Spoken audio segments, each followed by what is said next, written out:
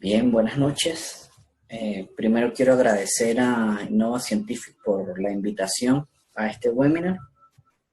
Eh, Quiero destacar que Innova tiene presencia en diferentes países de Latinoamérica y convenios universitarios tanto en Latinoamérica como en Europa.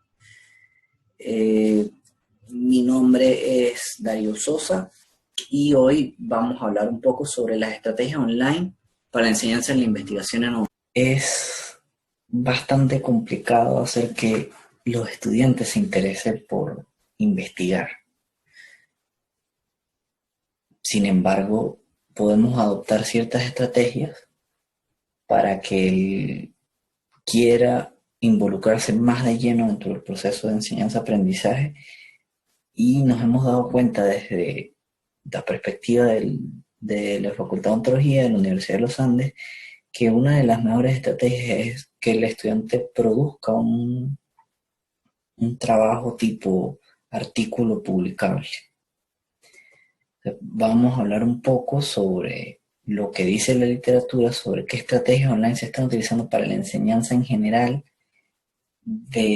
tanto de la investigación como la enseñanza en odontología, de diferentes materias, pero aplicadas a la investigación.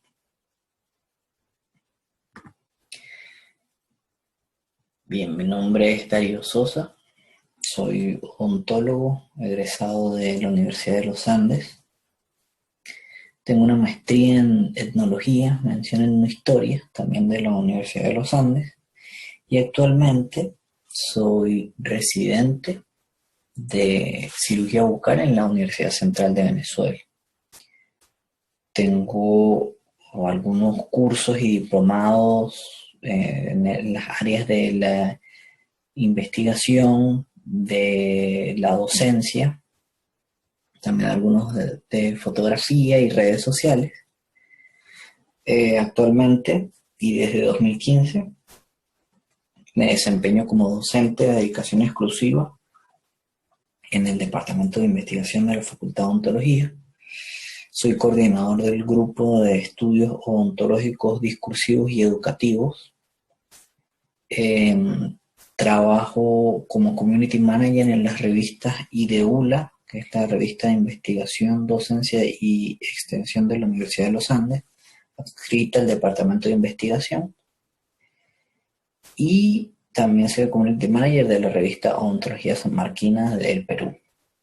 Me desempeño como editor junto a la revista IDEULA y soy miembro del comité editorial de la revista venezolana de investigación en odontología de la IADR. He recibido algunos galardones de estímulo al investigador, tanto por el Ministerio de Ciencia y Tecnología como en la Universidad de los Andes. También un premio al estímulo a la docencia. He escrito algunos artículos científicos en el área de odontología, sobre todo de fotografía clínica, que es mi línea de investigación. Y ahorita estamos incursionando, como grupo de investigación, estamos incursionando en el uso de las redes sociales para la educación odontológica. He sido ponente en eventos tanto nacionales como internacionales. Además, he fungido de tutor y de jurado en tesis de pregrado en la Facultad de Odontología. Y he participado como investigador en proyectos de investigación financiados. Como les decía hace rato, y lo hablo como desde mi perspectiva cuando fui estudiante y ahora como profesor, la materia de investigación siempre ha sido bastante densa. Son contenidos bien pesados y el estudiante de odontología casi siempre está enfocado hacia la clínica. En las materias teóricas, en especial la investigación, se le hacen un poco engorrosas. Entonces, tenemos que romper el paradigma de la enseñanza tradicional, donde el profesor se para frente a los estudiantes e imparte todo el conocimiento completo, pero no hay una especie de feedback que podemos encontrar aplicando herramientas de la web 2.0, que es el fin de este webinar. Tratar de cambiar ese paradigma e involucrar más al estudiante utilizando herramientas en las que él sea familiar. Entonces, ¿qué vamos a hablar en este webinar? Vamos a hablar sobre la web 2.0 en la educación universitaria y vamos a hablar un poco sobre la aula invertida. Además, les voy a relatar algunas experiencias que hemos tenido nosotros en el departamento de investigación utilizando WordPress, herramientas Google y redes sociales. ¿Qué es lo importante que tenemos que tener en cuenta cuando vayamos a utilizar cualquiera de estas herramientas? Que tenemos que saberlas primero, manejarlas correctamente para poderlas explotar como debe ser.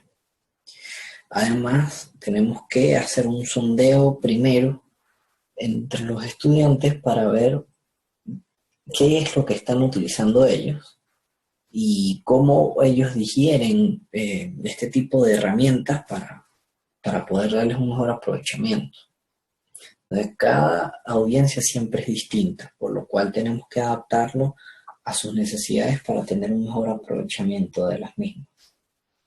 Un poco ensayo y error, pero de verdad es útil que hagamos un diagnóstico previo antes de empezar a aplicar estrategias y no bombardear a los estudiantes con todas las estrategias al mismo tiempo.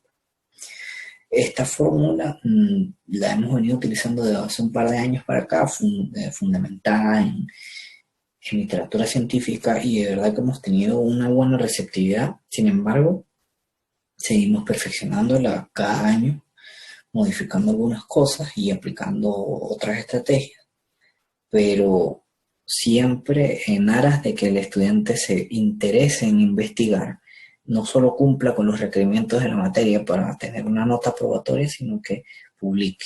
Ese es más nuestro interés, además de que por supuesto que el estudiante tenga unas competencias mínimas en la investigación. Para entrar de lleno en el asunto de la web 2.0 en la educación universitaria, tenemos que hablar primero de qué es la aula invertida. El aula invertida consiste en que el estudiante prepare previamente lo que se va a dar en clases en su casa, luego vaya a clases, discuta con sus compañeros y se abra una discusión mediada por el docente sobre la temática y posteriormente o después de la clase se chequee que el estudiante haya aprendido. Entonces es como un reforzamiento en 3 fases básicas, donde el docente siempre está presente, ya sea de una manera presencial o no presencial, de una manera sincrónica o asincrónica. Esto permite que el estudiante afiance mucho mejor los conocimientos y que desarrolle otras competencias, como por ejemplo la competencia de investigar, que es el fin de este webinar. Nosotros estamos enseñando a nuestros estudiantes a investigar y se le dan ciertas guiaturas sobre dónde buscar, cómo buscar y qué buscar para que el estudiante pueda adquirir los conocimientos ya previamente, digámoslo así, curados por el docente o evaluados, que el docente haya comprobado su veracidad, su evidencia científica que sea correcta, para que el estudiante tenga, digamos, un criterio o se desarrolle un criterio sobre qué es lo que tiene que buscar, dónde lo tiene que buscar y cómo diferenciar las fuentes, cómo diferenciar una buena fuente de una mala fuente. Entonces estamos haciendo muchas cosas al mismo tiempo con una simple asignación.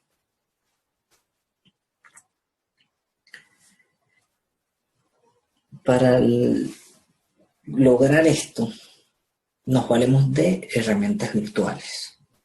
Todas las herramientas disponibles en la web les podemos dar un uso académico. Simplemente tenemos que buscar cuáles son las que se nos facilitan más de acuerdo a la naturaleza de nuestra materia, en este caso investigación, y tratar de aplicarlas. ¿Qué nos permite esto? Un ahorro de tiempo, tanto para el docente como para el estudiante, ya que el estudiante no va a perder tiempo buscando donde no debe buscar, sino ya sabe exactamente cuál es la información que necesita de acuerdo al cronograma, de acuerdo a las exigencias de la materia, y se aumenta su productividad porque el estudiante desarrolla mucho más el conocimiento si investiga previa a la clase, discute en la clase, solventa sus dudas y luego se chequea, en una tercera instancia se chequea que haya cumplido esas competencias. Además, a nosotros como docentes también nos ahorra tiempo y nos aumenta la efectividad porque podemos hacer un seguimiento casi individual de los estudiantes durante su proceso de aprendizaje. También tenemos que tener en cuenta que nosotros como docentes, como lo dije anteriormente, tenemos que hacer una curaduría de los recursos. Tenemos que hacer una vigilancia estricta de cuáles son los recursos que están llegando a nuestros estudiantes para que no hayan desinformaciones. Por eso tenemos que hacer mucho énfasis en los contenidos que tanto le mandemos a buscar al estudiante como los que nosotros le estemos brindando. Tenemos que hacer una lectura previa y organizar muy bien todos estos contenidos para que el estudiante comprenda bien y no se pierda durante el proceso. Esto también, la utilización de la web 2.0 también nos permite crear conversaciones sincrónicas y asincrónicas. Podemos programar, por ejemplo, algunas actividades en unas horas específicas dependiendo de las condiciones de los estudiantes. No, recordemos que en países como Venezuela, por ejemplo, tenemos a veces problemas de luz o de acceso a internet o hay algunos alumnos que posiblemente no cuenten con una computadora o de momento. Entonces tenemos que tratar de jugar bastante con eso.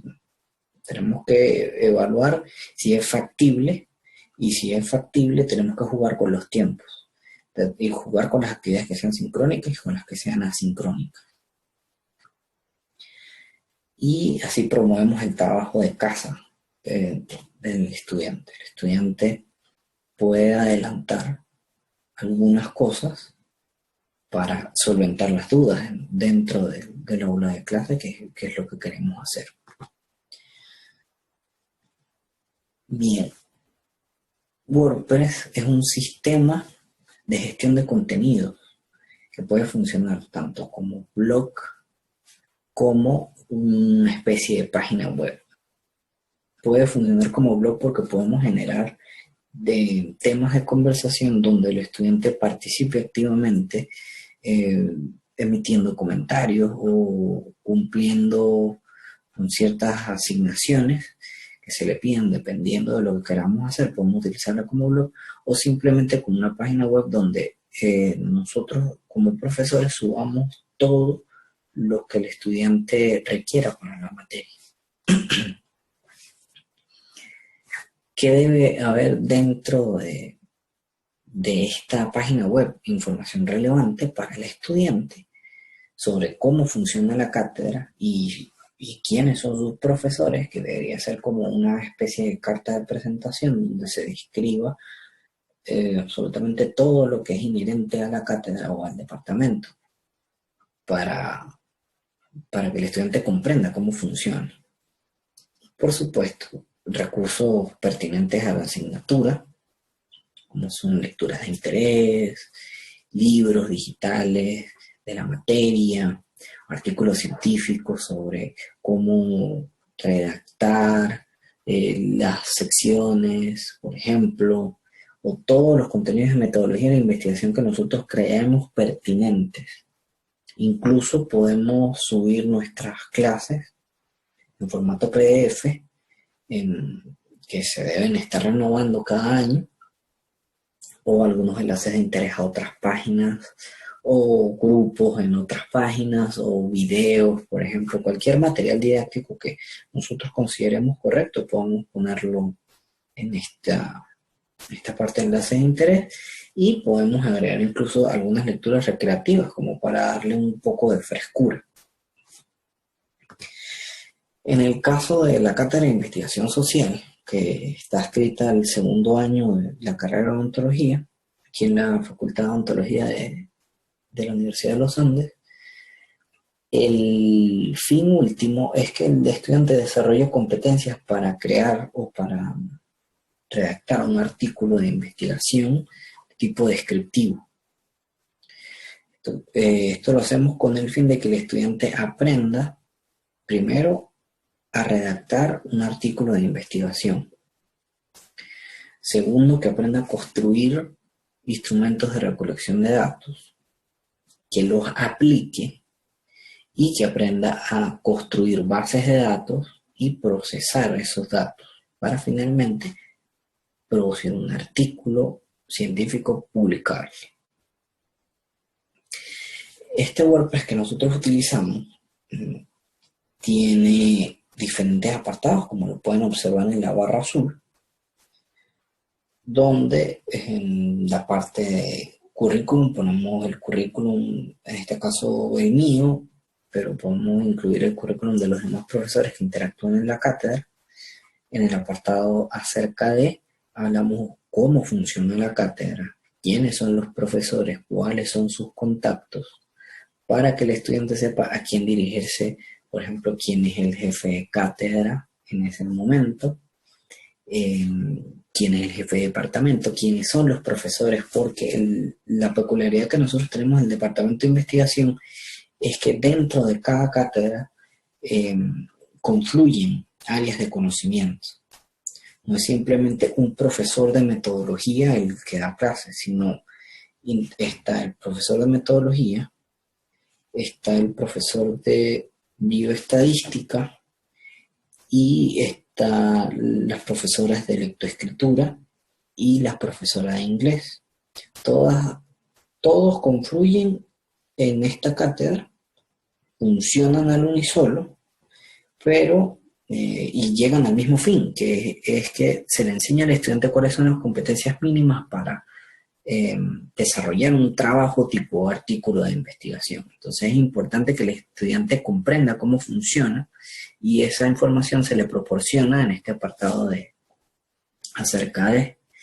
También está el apartado de programa, planificación y plan de evaluación, donde el estudiante tiene la información acerca de cómo funciona la cátedra, cuál es el cronograma, cómo va a ser evaluado, cuándo comienza, cuándo termina, cuándo son las entregas. Y también, como ellos tienen que hacer instrumentos de recolección de información, se les dan unos instrumentos de validación. Nosotros aplicamos que los instrumentos de recolección de información de los estudiantes deben ser validados por 3 expertos, además del profesor de la cátedra. Entonces les brindamos un formato estándar donde el experto hace las correcciones pertinentes, que son comparadas luego con la cátedra, y se aprueban las correcciones en función a que funcione mejor. Y como les dije hace rato, como la evaluación es un trabajo escrito, tenemos también el instrumento de evaluación, que es una lista de cotejos que el estudiante debe cumplir. Entonces el estudiante ya sabe exactamente cómo se le va a evaluar su trabajo escrito, y tienen una presentación oral también al final. También tenemos una lista de cotejos que expresa o muestra cómo se va a evaluar el estudiante. Entonces el estudiante cuenta con todas las herramientas y sabe exactamente cómo funciona la cátedra para poder desempeñarse correctamente. Tenemos otro apartado que es el de artículos de interés, en el cual le dejamos ciertos materiales, artículos científicos principalmente, sobre redacción de artículos de investigación, algunos artículos de ejemplo, cómo hacer un resumen, cómo hacer un abstract y algunos otros materiales cortos, por ejemplo, normativas de revistas científicas, las normas Vancouver. Nosotros como Ciencia de la Salud utilizamos las normas Vancouver o las normas ICMJE, que son las del Comité Internacional de Editores de Revistas Médicas. También les dejamos algunos libros digitales, en un apartado de libros digitales donde ponemos los libros textos de metodología de la investigación, en ciencias de la salud, en ciencias sociales, que son los que mayormente utilizamos, para que el estudiante cuente con una amplia gama de autores y ajuste, pues le enseñamos al estudiante que de acuerdo a la naturaleza de su trabajo, elija a un autor, no que el autor determine cómo va a ser el trabajo, para que tengan mayor libertad y desarrolle más pensamiento crítico. Como nosotros permitimos que los estudiantes elijan su tema, les dejamos también las líneas de investigación que se manejan en la facultad, para que tengan una pequeña idea de qué pudiese investigar o qué se ha hecho, para luego proponer una idea que es discutida en clase en las primeras semanas. También, como les dije hace rato, dejamos una parte de lecturas recreativas, donde el estudiante tiene algunos libros en general para que se distraiga un poco. También les agregamos las clases en formato PDF, donde el estudiante pueda acceder a las clases presenciales teóricas, a las presentaciones que utilizamos los profesores para que se guíen si tienen alguna duda o para que refuercen lo que fue impartido. Y también les dejamos descargas de software, algunos enlaces sobre los software que utilizamos en la cátedra, gestores de referencias, como por ejemplo el Mendeley, y procesadores de datos, como el SPSS o el Atlas-T.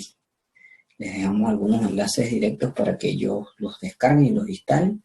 Nosotros desde el área de estadística les enseñamos cómo crear una base de datos en Excel primero, y luego cómo crear y procesar las bases de datos en SPSS, y se les da también algunas indicaciones si lo quieren procesar en Excel, para que ellos tengan una amplia gama sobre lo que trabajar. También nosotros utilizamos las aplicaciones Google. Específicamente las que más utilizamos son documentos Google y Google Drive. ¿Qué son las aplicaciones Google? ¿O qué nos permiten? Por ejemplo, Google Docs nos permite colaboraciones en tiempo real, tanto entre los miembros del grupo. Recordemos que nosotros organizamos a los estudiantes que se ubiquen en grupos de 3 o 4 máximo para que creen un artículo, y ellos pueden interactuar a través de un documento Google donde escriben y hacen un trabajo colaborativo. Además de que el docente, se comparte el documento con el docente puede hacer una evaluación también de ese documento. También utilizamos Google Drive porque les pedimos a los estudiantes que en una carpeta organicen todos los insumos que van a utilizar para fundamentar su trabajo. O incluso podemos brindarles algunos recursos extra. Si no, por ejemplo, algunos artículos recomendados para su trabajo específico, les podemos decir, encontré este artículo que te puede servir, te lo voy a poner en tu carpeta para que tú lo leas y puedas incorporarlo a tus bases teóricas. Y como docentes nos permite hacer un seguimiento estricto del proceso de aprendizaje, tanto de forma individual como grupal, ya que Google Docs y Google Drive también nos permite saber quiénes hacen modificaciones, en el caso de Google Docs, quiénes hacen modificaciones en el documento y en qué tiempo lo hizo y qué fue exactamente lo que modificó. Por lo tanto, podemos ver si los aportes son de un mismo usuario o son de todos y podemos tener una pequeña idea de si todos están trabajando en el grupo. Y lo mismo pasa en Google Drive, podemos ver quiénes son los que están aportando los artículos para las bases teóricas y quiénes no están haciendo. Por ejemplo, podemos hacer una asignación en la que se le piden 5 artículos a cada uno y le ponemos un tiempo específico, entonces podemos ver quiénes cumplieron con los 5 y en qué momento lo hicieron. Incluso podemos trabajar con fechas límites, que podemos incorporar, por ejemplo, el Google Calendar para llevar una planificación donde se sincronice con el estudiante y con base en la planificación de la cátedra se le puede poner unas fechas límite de entregas o recordatorios de entregas o de exámenes. Podemos utilizar esto también como otro recurso. Al mismo tiempo, se pudiese utilizar el Hangouts para hacer algunas asesorías online por medio de una videoconferencia, o utilizar el correo Gmail para expresar algunas dudas, por supuesto como un canal formal y de uso académico. Podemos incluso utilizar el Google Sheets o el Google Slides para las presentaciones PowerPoint y el Google Sheets para creación de bases de datos simples y luego traspolarlas al programa de la computadora, al Excel, y hacer el procesamiento en clases presenciales. Todas estas herramientas se pueden utilizar tanto sincrónicos como asincrónicos. O sea, eso es una gran ventaja que nosotros vimos y basados en artículos y otras experiencias hemos tratado de aplicar para la enseñanza de la investigación. Entonces, si nos vamos a Google Docs, podemos ver que la interfase es prácticamente la misma interfase que tiene Microsoft Word. Por lo tanto, eso lo hace más amigable y es más fácil para el estudiante e incluso para el docente, porque es una interfase que ya es conocida. ¿Qué ventajas nos brinda? Podemos utilizar en esta parte derecha, donde yo puedo agregar un comentario en una parte específica y hacerle sugerencias. Por ejemplo, esta idea no se conecta con el próximo párrafo, reformular, no se entiende, citar. Este tipo de cosas podemos agregarlos como comentarios e incluso si 2 o más personas están conectadas, se puede hacer una especie de chat que puede ser bastante útil. O sea, podemos a través de la misma herramienta Google podemos comunicarnos. Y podemos invitar, o sea, lo ideal o lo que se le propone al estudiante es que cree el documento y le dé al botón compartir y nos comparta a nosotros el documento con permisos de edición para que nosotros también podamos editar y agregar nuestros comentarios. Y así podemos hacer una evaluación directa del trabajo sin estar enviando el trabajo todas las semanas, lo que hace que se nos llene la bandeja de entrada y se nos llene, por supuesto, el espacio que nos brinda Gmail.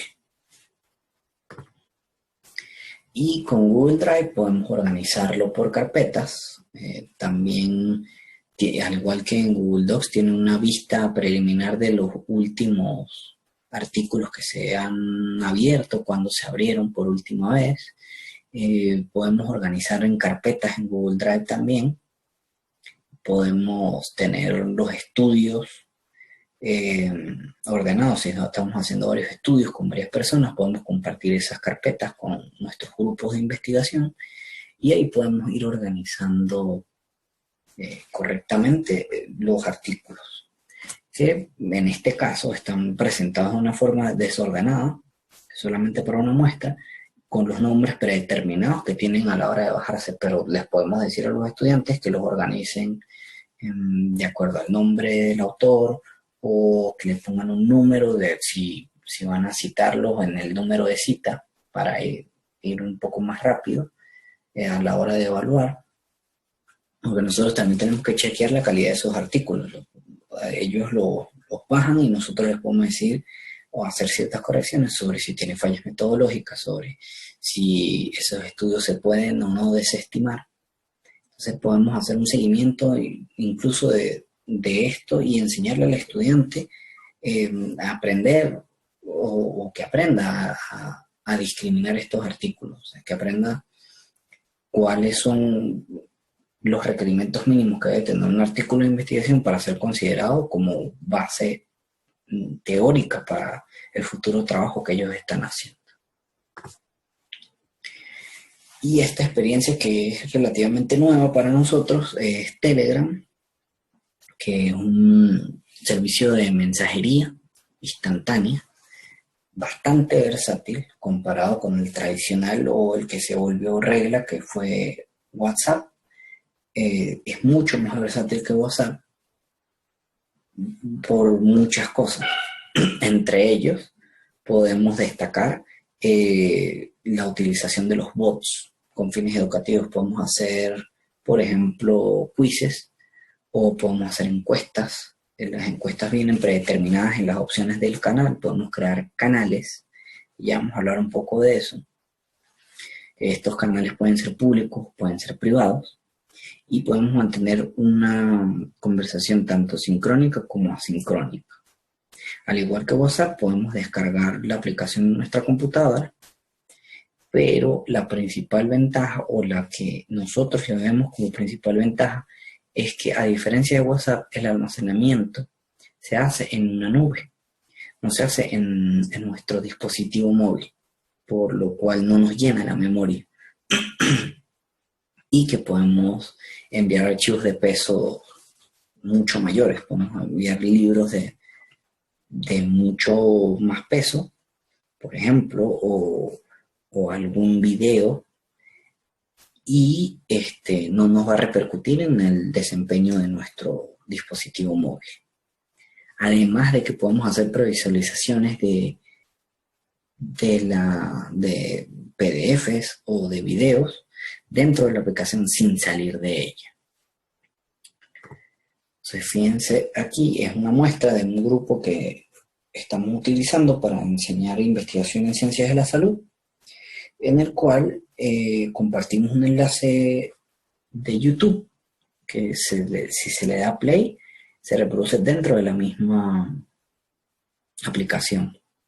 Otra ventaja que tiene también es que podemos hacer o archivar algunos mensajes para que queden siempre guindados. Es lo que se llama el pinned message, que queda siempre digamos, en la parte de arriba, y la persona puede acceder a ese pinned message cuando quiera, así haya entrado mucho después en la conversación.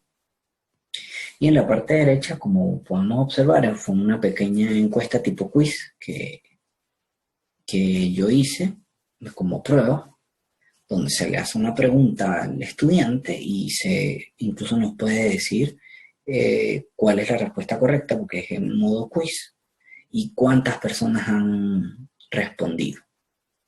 Dentro de los bots que estamos utilizando, hay uno que se llama el QuizBot, que nos permite crear quizzes, nos permite archivar los quizzes que ya tenemos y manejar un idioma.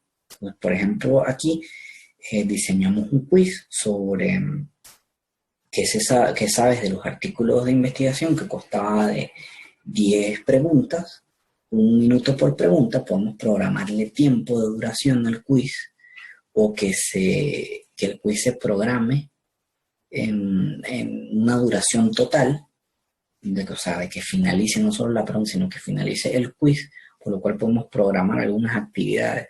No necesariamente tienen que ser evaluadas porque siempre existe la desconfianza de que el estudiante, si está en su casa, puede tener un libro abierto y contestar, pero por lo menos para motivación se puede utilizar este quiz. Fíjense que en la parte derecha salen quiénes fueron los primeros 3 lugares, cuáles fueron las respuestas que tuvieron buenas y el tiempo que duraron. Entonces eso se hace más como para motivar. Otra cuestión también es que en las preguntas uno puede agregar fotos o imágenes.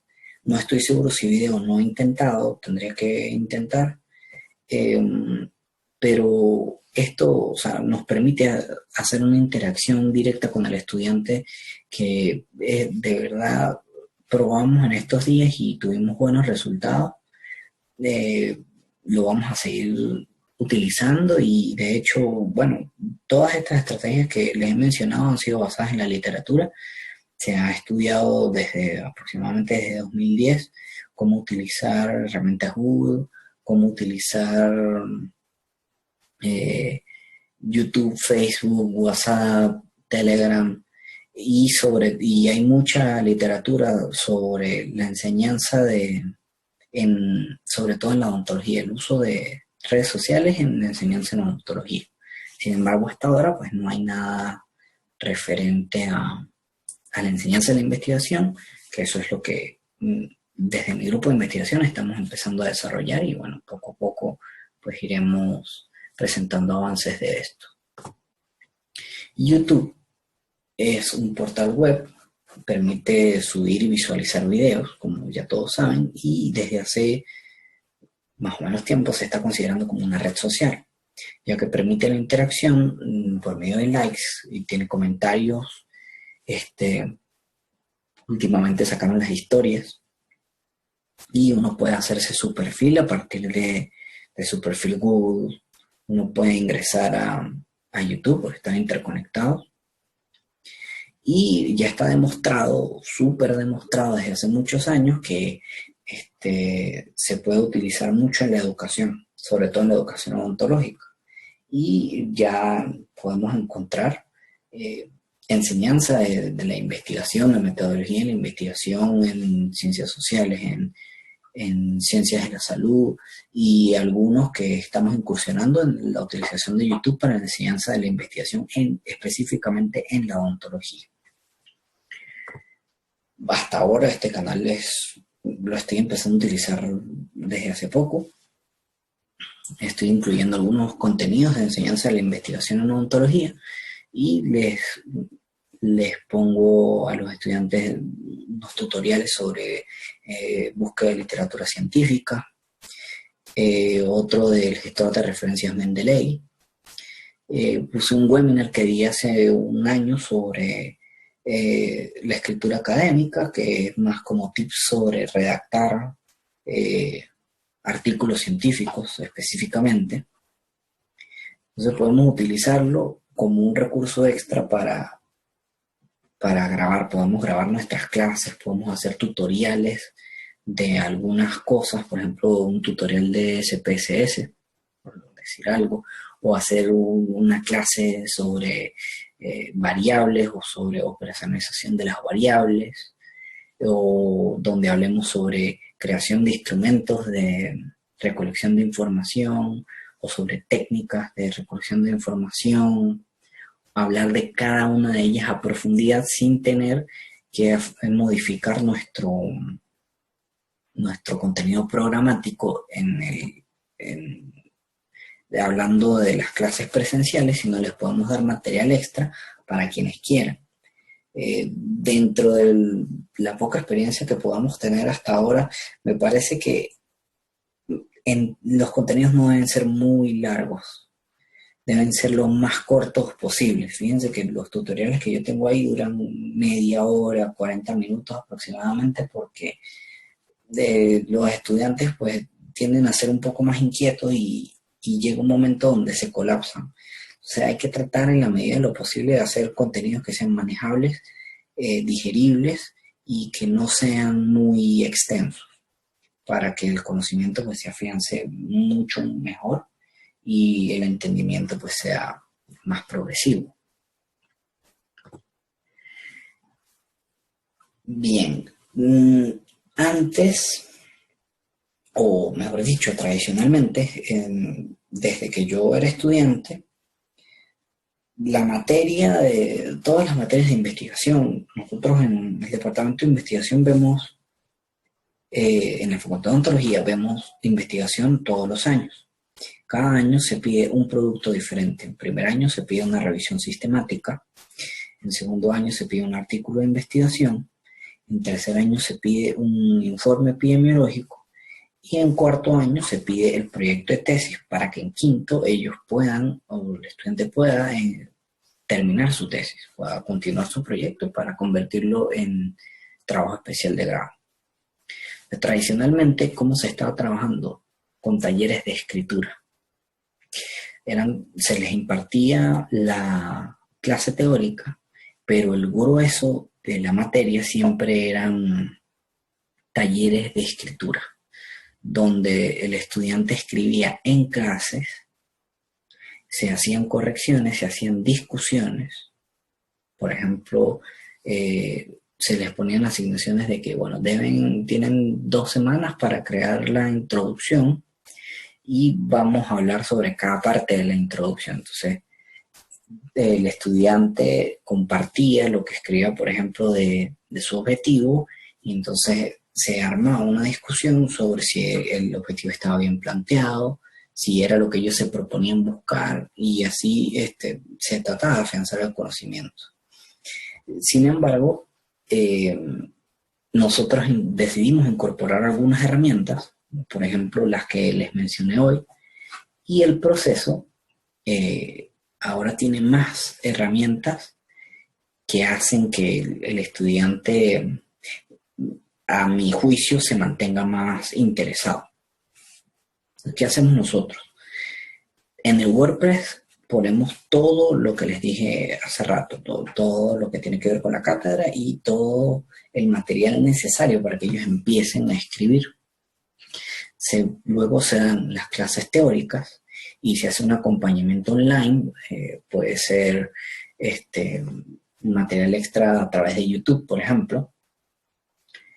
Y luego, cuando se empieza a desarrollar el proceso de escritura, se hacen las mismas técnicas que se están aplicando de manera presencial, pero se ayudan también con la estrategia online.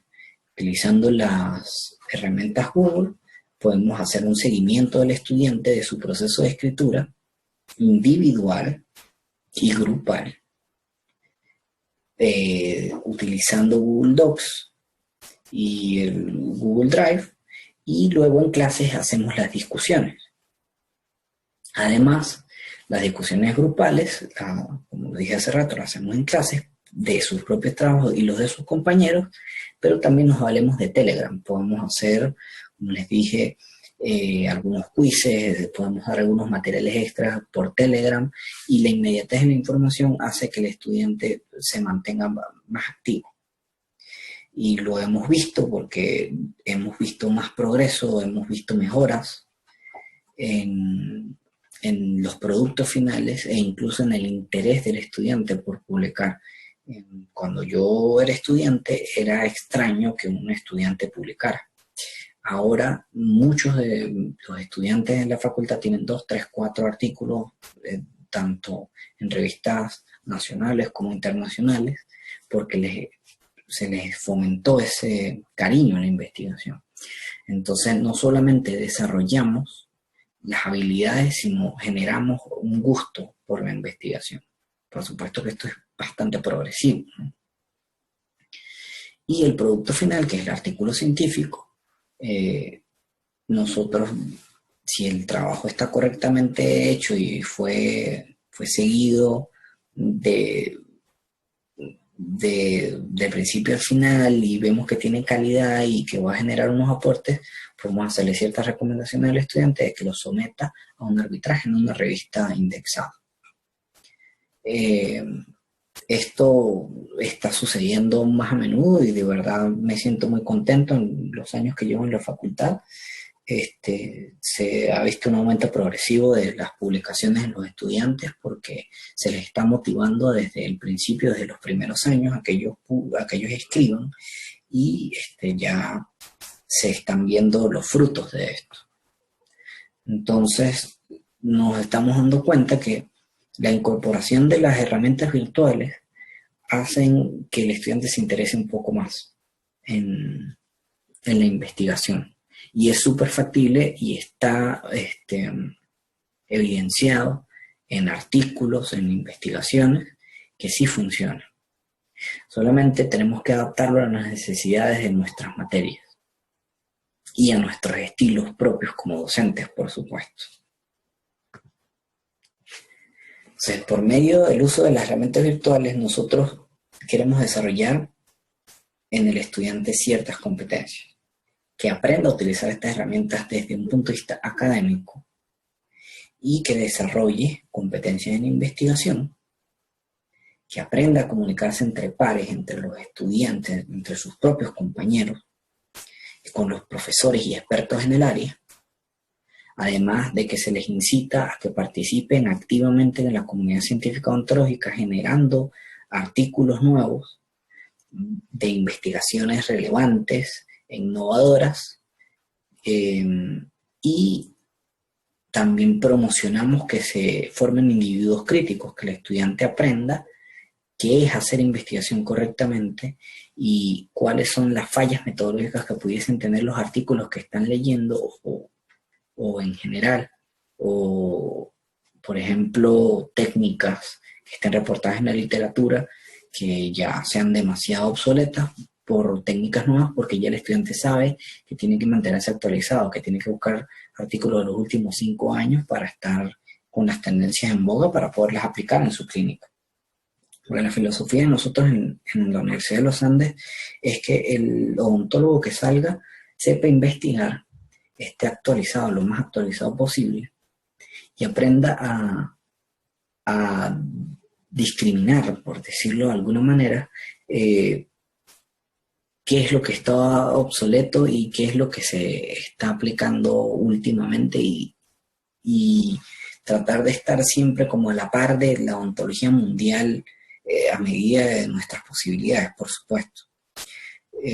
Pero la formación del odontólogo crítico que sepa por lo menos hacer un diagnóstico correcto porque leyó unos casos clínicos, porque leyó unas revisiones sistemáticas, porque leyó unos estudios longitudinales para hacer algún tratamiento, es importante que el estudiante se mantenga activo en la investigación, porque la clínica, yo siempre digo a mis estudiantes, la clínica va de la mano con la investigación. Si usted quiere hacer buena clínica, usted tiene que saber hacer investigación y saber leer investigación y saber escribir investigación.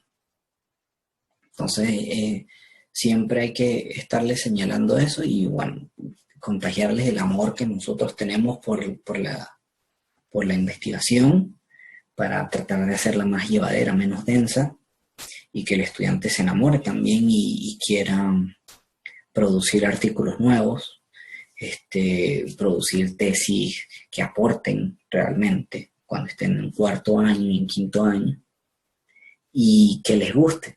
Es súper importante que el estudiante, que no se le obligue que investigue sobre temas, sino que se le dé la libertad de que él elija el tema, porque uno de los secretos de uno hacer buena investigación es que uno investigue lo que a uno le gusta, el área que a uno le gusta.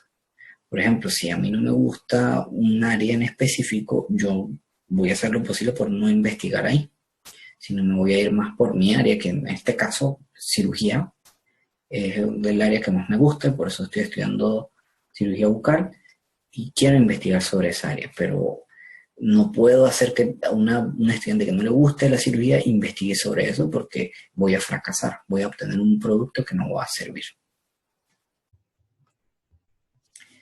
Bien, de nuevo quiero agradecer a Innova Scientific por la invitación.